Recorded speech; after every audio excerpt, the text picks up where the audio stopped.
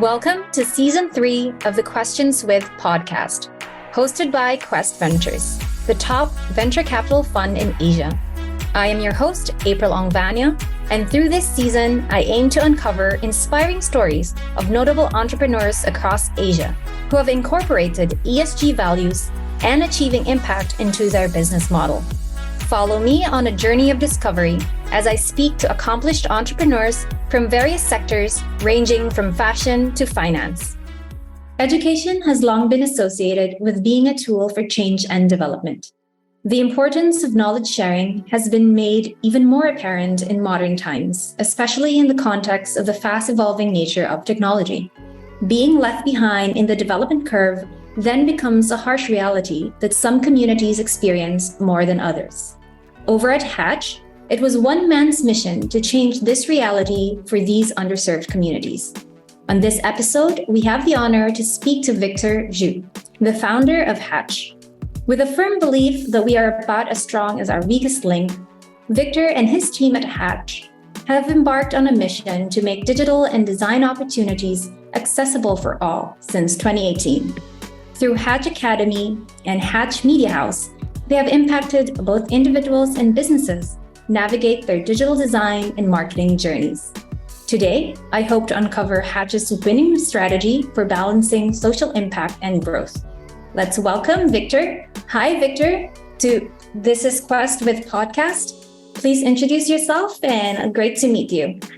Hi, this is Victor here. Really happy to be here. Thanks for having me. Great. I've seen that you have quite an impressive track record in leading and expanding the Hatch team over the years. So what do you think makes a good leader? I think you guys are really kind. I think that like many of the other startups, we're trying to figure out like what is it that helps us to best achieve our mission. I think like leadership specifically, it's like how can we bring together a group of people with that similar dream, right? And just to chart that path out and let's divide out what we need to do and let's go about doing it. I think I've had that privilege with very, I would say like just very capable, but also like very, very committed team members. And that's kind of how I think Hatch has like achieved all of like our milestones in the last 5 years. And I believe that's how we're going to do it in the future as well. That's great to hear, but I'm really curious about, when you founded this company with your co-founders, how did you meet them and actually decided to come together to build Hatch? Yeah, we were a bunch of students in university. I think that to us, it started from like wanting to do something that we believe should be there, but it's not there. So when 5 years ago, we were a lot younger. I think what we were seeing at that point in time is that, technology is moving so fast, and that's also where we see all of the good jobs to be. I'm just going to be very colloquial here, right? There's like, jobs with progression that we, more people want. And then there's kind of like more like dead-end jobs that you're kind of just stuck doing the same thing over and over. And we saw that like all of like the good jobs were emerging in the digital space, but in many economies such as the one in Singapore, we are very qualifications driven. We see digital jobs as jobs that requires a bachelor's and master's degree.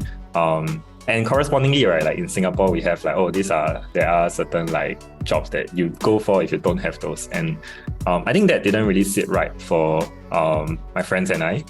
We're just like, if these are jobs that's there, employers are hiring for them, they need these skill sets. Can we then train anybody who comes in through our doors with these skill sets and then place them out? So I would say that we came together because of like the common problem that we want to solve. And then afterwards, it was about, who is good at what. We have like, kind of like that. I would say that I guess like for myself, I'm more of that direction kind of person. We have someone who is very, very strong. So we have 3 co-founders, right? And then Ling is a very strong relationship builder. And our last co-founder, Wan Qing, is very good at problem solving. And that's kind of like just how we assembled. It's great to hear, and it sounds like you have a strong team with complementary qualities, and of course that entrepreneurial mindset that you just mentioned earlier that is really the driving force of most startups, right? Especially founders. But of course, that journey comes with ups and downs. So maybe as we, just jump off, right, this whole podcast, what's the most and perhaps the least enjoyable part of being an entrepreneur? Maybe for yourself personally, but what you've seen as well as a team. I think for myself personally, the answer might be quite strange. I think I've realized that these things do surprise me over time. So when you talked about the most enjoyable point, I think for me, when I think back, it has always been times where I see that we have a team of 12 people in the room, and all of us just believe so passionately about this mission and in our own ways contributing towards it. I think that was a moment that I really relished, and I write about it on my LinkedIn as well, that I used to think that I was a very outcomes-driven person, and then I realized that, actually the things that brings me a lot of joy, it's in seeing how I managed to bring people together. And that's actually something that a lot of things is maybe you have been great anyway, but this was something that I saw that, because of the work that I've put in, I've made this happen. So that was one of the proudest moments. I think the hardest ones for me personally, it's that being an entrepreneur, you kind of have to do whatever needs to be done. For myself, I have this I think it's just my character that I like to go deep in certain things. In let's say the problem that Hatch is trying to solve, can we dive down and see what are the root causes, and to see what are the structures that should exist in the solution that we're proposing.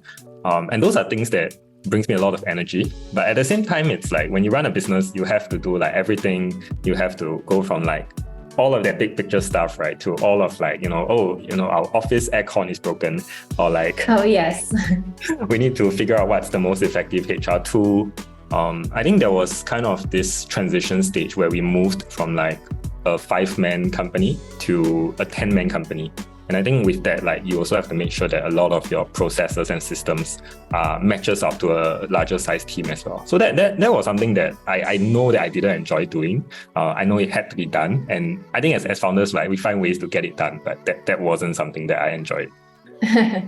Of course, I hear you, because there's so many things that needs to be done, and as the founding team, someone has to do it, right? So definitely, there are great things that you enjoy, and the things that you don't necessarily like doing, but you have to do. But there's a lot to learn as well along that journey of being an entrepreneur. So thanks for sharing a little bit about who you are and where you came from, as a team coming together. But now let's, talk about Hatch. We'd like you to just quickly introduce to our audience listening to us today, what is Hatch and why did you decide to start it? Yeah. So I mean, there are the things that we put on our website and decks, right? I think from a more human to human perspective, how I usually introduce Hatch is that when we look at the world and how technology has come in, there's all this good stuff that comes in, there is new skills, new jobs. With the new jobs, you get to do new things, and these jobs tend to give you higher earning, higher job security, and in general, a sense of pride, right? I managed to create this product and things like that. And there are also on the organization level, I think there are a lot of digital tools and technologies helps organizations in many ways. So comes in digital marketing tools, UX tools, and actually many others.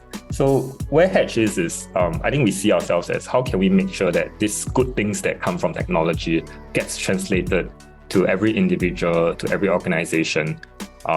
We find ourselves gravitating towards solutions that work for all, not just the ones with the greatest means to pay. And I think that's kind of where we find somewhat of a big market gap, that most of the time when business solutions come out, they gravitate towards these are the highest premium customers. Whereas for us, we're looking at the next tier, there are actually people who needs all of these services. They do have the means to pay as well, but they are maybe a bit more risk adverse. Or rather, maybe they don't understand these terminologies. Maybe here you're looking at someone who runs SME for the last 40 years of his or her career. And I think we see ourselves as the people who helps to make this journey understandable and achievable for them. So with that translates into the two arms of our business. Academy looks at individuals. So all the good things that technology can bring to individuals through skills, through income, through job security, through identity. And then we have Media House, which is an agency arm that serves organizations. So all the good things that comes in, like increased effectiveness, increased efficiency. And these two are like the main business arms of what we do. Thanks for pointing that out, the two sides of it, or two teams, I would say. And I wanted to ask you also, what inspiration or what inspired you to call it Hatch? Was there a reason before or a reason now of this journey, or at least the journeys that you're guiding your customers and your partners through? Yeah, I think that the word that always comes to mind, and we talk about it a lot in the team, is like potential. I think it starts with that fundamental belief that the individuals that we serve, the organizations that we serve, have a lot more potential if they're given the right support. So, we could be talking about people who are very passionate about tech, but do not have the best qualifications. And our belief is that the potential is still there. Like they're willing to put in the work, they're willing to learn the skills. But because of the macro environment that we are in, that is maybe a bit more qualifications driven, they don't get to realize that potential. The same case for like the businesses, right? Like a lot of this, by the way, our main clientele is like small, medium businesses that just have no idea what technology is, goes to the market, doesn't understand these terms. They serve very important like human needs, right? They are the people that serves us our food, our healthcare. And the potential is always there for them to grow and be better, be more effective, efficient. But with the landscape of like services that they have access to, they're just not able to achieve that. So we kind of see ourselves as like, we're not the reason like for their potential. Their potential has always been there, but can we help to unlock it? That's great. And you mentioned earlier, it's really about these technology tools and all these trends becoming more and more accessible to people that needs them. And of course, this is something that needs guidance, and this is where you come in. And I wonder, how was the journey like for you and your team, especially in the earlier stages? You said earlier as well that, technology is changing so fast. And who was your target market then? How were they like when you were prototyping this idea of Hatch? And then now, like, has there been a huge difference? What were the challenges that you and your team have faced? So Hatch Academy came first, so the part for individuals, and that kind of links back, right? I'll say that like we came together because we don't believe that just because you don't have the best qualifications, you can't go into a tech job. I would say that like it was quite clear to us that like the main target audience for our services is going to be very broad. It's going to be right now we tell people that if you look at the top 30%, they are not our target audience. Everybody else is our target audience. But I think when we first started, we were quite curious to see like how far can we push our service. So we actually worked with young people who had dropped out from school. So like literally like the first student that we had, like he dropped out of primary school. And he come in and he's like, I really want to be a digital marketer. And we were like, okay, like, I kind of see it as like it's a range of difficulty, right? Like it's a lot harder to train someone with much lesser like foundations. And then if you can do this part, like we believe that, the other parts will be just easier. Yeah, so we kind of saw ourselves as that. We gave ourselves that challenge. And I guess we did on a very practical level, a train and place model. Like that's literally what they need. So we train them and then we talk to companies, what do they need? And then we match them. I think like it worked in many ways that it's quite human to see that like, young people just has that potential. They are fast learners and that's why it worked. Like there's no magical innovation of this. It's if anything, it's just the fact that we believed in them. So that kind of was like our prototyping stage for about 1 to 2 years. And from there on, we looked at how can we scale up the product. And that means like, actually like you can take shorter versions of it because not everybody needs this like massive intensity to catch up from whatever point they left off. So we design smaller touch point programs. With that, you reduce the cost as well. And that helped us to reach a lot more learners. I think when COVID hit, a lot of businesses were forced to move online. So that helped to bring a lot of people's attention, I think, to digital skills and the importance of having them. That's like the academy side. Yeah. Media House came in like about 3 years ago, and we realized that this same parallel exists in the organization side of things. That in the same way that not many people wants to work with those who are not at the top.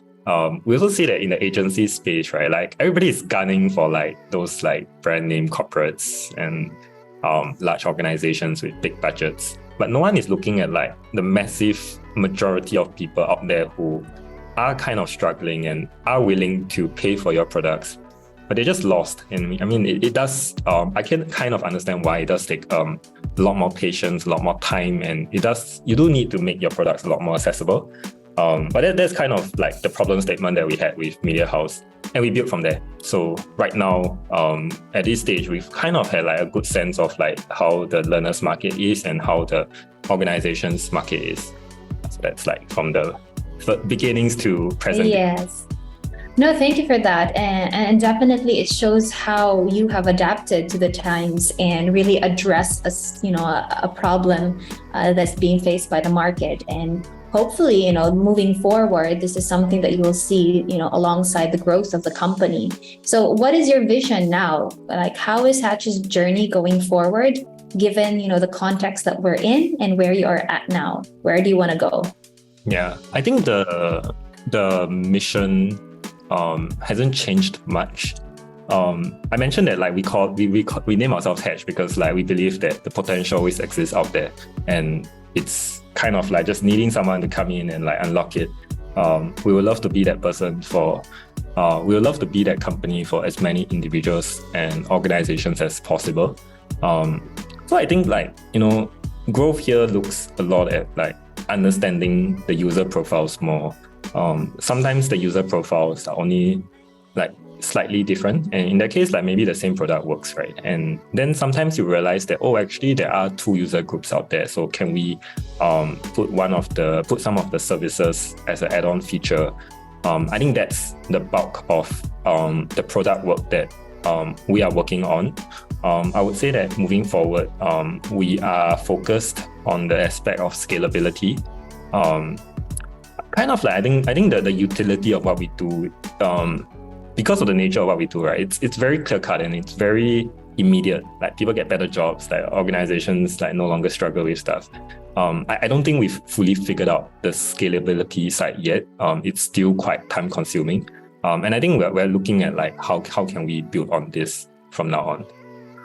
That's true. And you said that you wanted to tap the untapped market and the segment that has been underserved. And that's probably also one of the reasons why, as we want to call it, or I think you are a social enterprise, right? What we call social entrepreneurship. You're not just really looking at, the basic bottom line, but you're really looking into your target market, whether in your case, you have your learners, but you also have your clients. So, I'd like to move our conversation around your thoughts on social entrepreneurship, right? There is that, notion that it is a struggle in maintaining, your own business and your own growth and your own scalability vis-a-vis the impact that you want to make.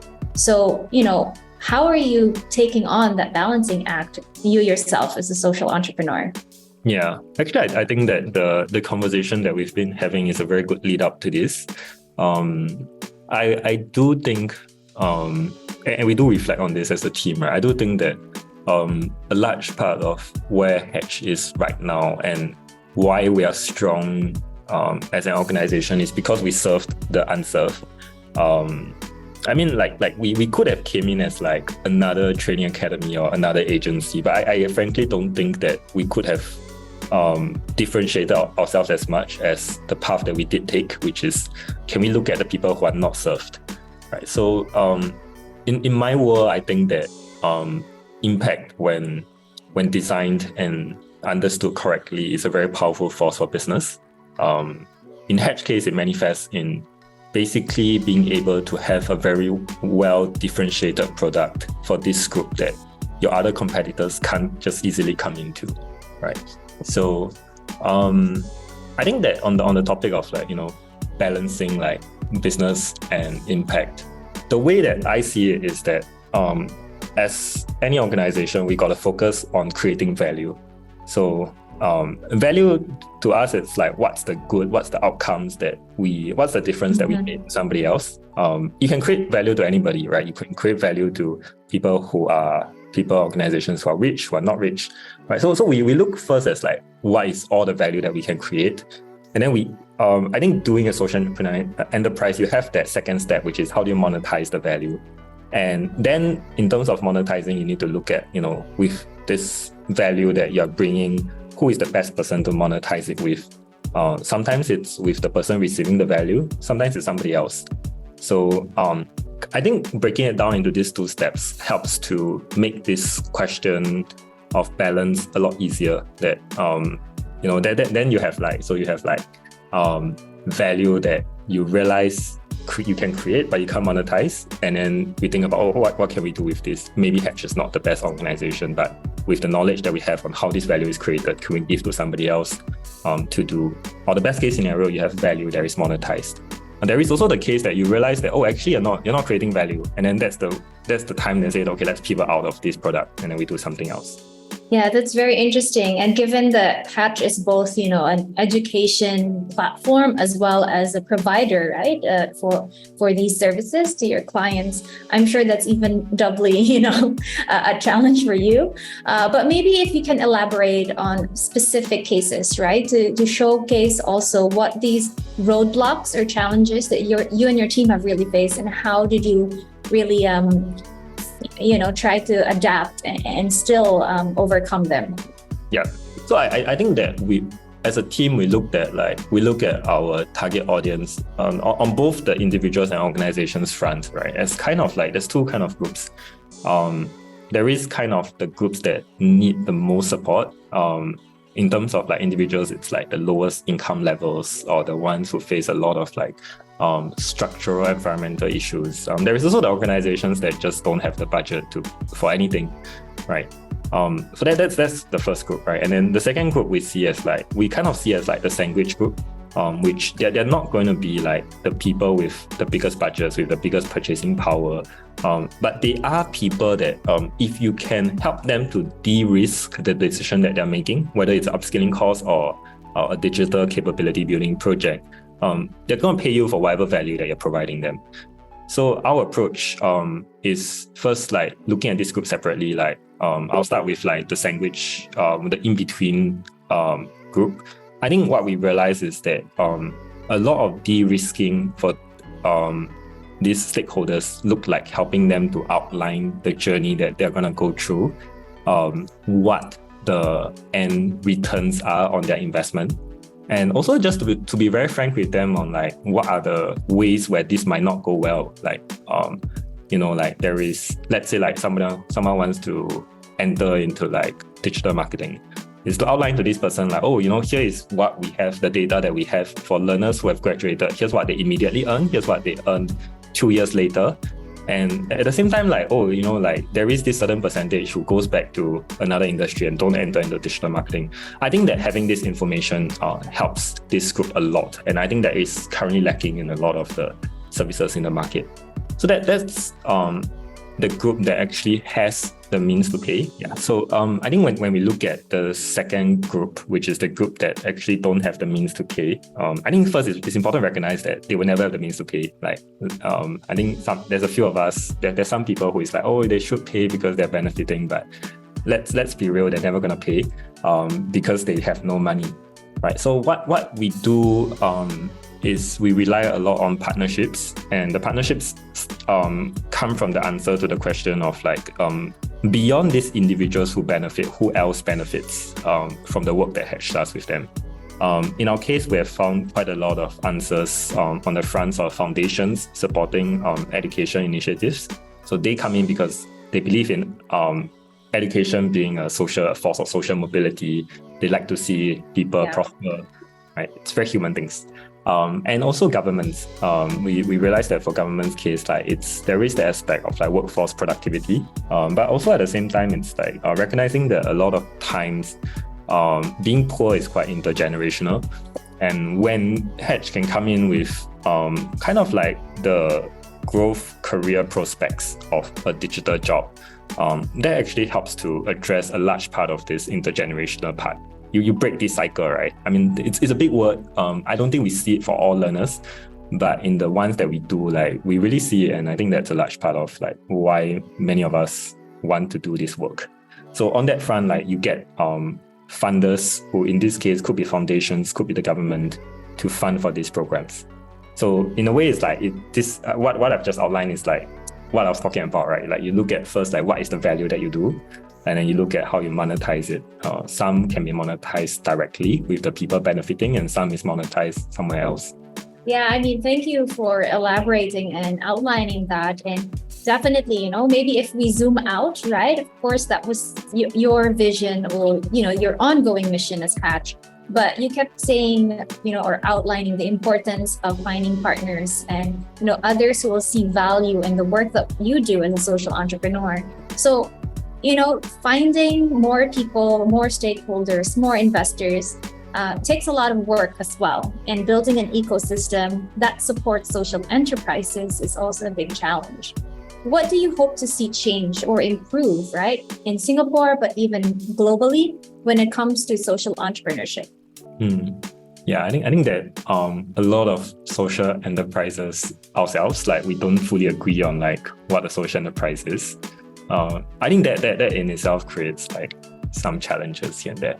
But I think on a more like pure level, like personally, I hope that we talk a lot more about the problems that we want to solve.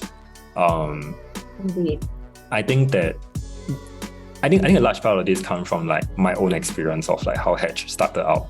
We cared so much about this problem that we decided to prototype, and we decided to do whatever it takes to make this something that scales to the extent that this problem requires. I think that one of the trends that I see in a lot of social enterprises that are just starting out is that there's a lot of like worries, or rather like there's a lot of voices that talk about how they are never going to be a good business. And to me, it's like, I think some of these are valid, but my question to you, like as the founder of this social enterprise, as this group of co-founders, is like, what's the problem that you want to solve first?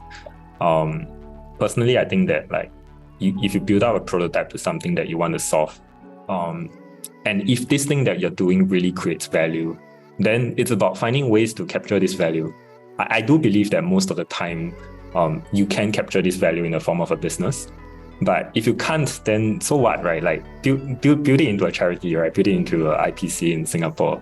And to me, what this means is that we're going to have more of these solutions that look at social and environmental issues that comes up. And I think that's something that I hope that like my generation, the future generation, we care about a lot more. Yeah, definitely. And as you mentioned, right, you have to focus on the problem that you want to solve. And usually, there are boundless or endless lists of problems. So there's definitely an opportunity there. And you're right. We'll just have to find out who's willing to pay for that solution one way or another from any part of the sector. But definitely, there's a lot of work to be done on the whole ecosystem side, but also in developing that mindset of entrepreneurs to actually look at it that way, to really become the innovators that solves real world problems. Of course, you said, you have to figure out what problem it is, but maybe one more piece of advice that you would like to say to aspiring social entrepreneurs or, just founders, right, that might be tuning into this. Yeah, I think it's really important to find like your tribe of people. So here I'm also thinking about like the question that you asked in terms of like the challenges that come up.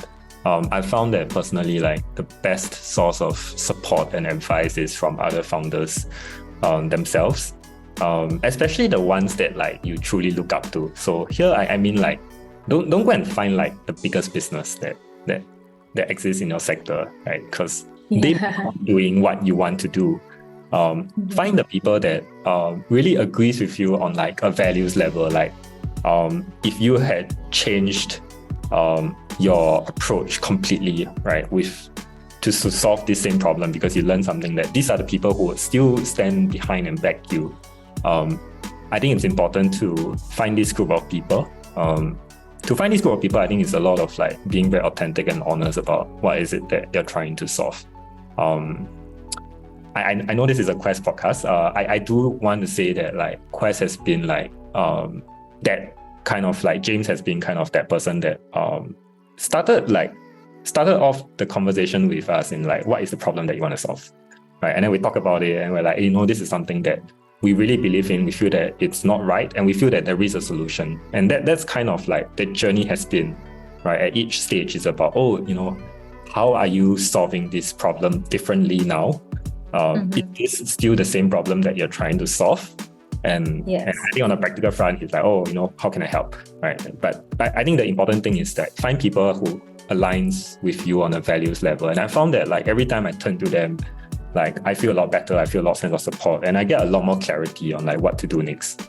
Thank you for that insight, Victor. I mean, it's values and finding a tribe that shares those values with you. That's great advice that our listeners could take on with maybe a future enterprise or startup or whatever they are doing, because I do agree as well with what you just said. Maybe before we close up this conversation I'd like to ask you to wear your hat as the CEO of Hatch and take us back to a moment where you felt the most maybe sense of accomplishment and satisfaction as a leader. And then maybe, just share a highlight with us all. Yeah. So one of the things that I didn't talk about us having both a training and an agency arm is that these two arms work very strongly in synergy. So a bunch of our graduates from our training arm goes on to work in our agency arm. And actually a bunch of our agency clients are also hiring partners with our academy arm. Because I mean, some things like you want to outsource and some things you want to build your in-house capability. So for me, like that moment comes when I was so we hired like some of like our past like graduates, right?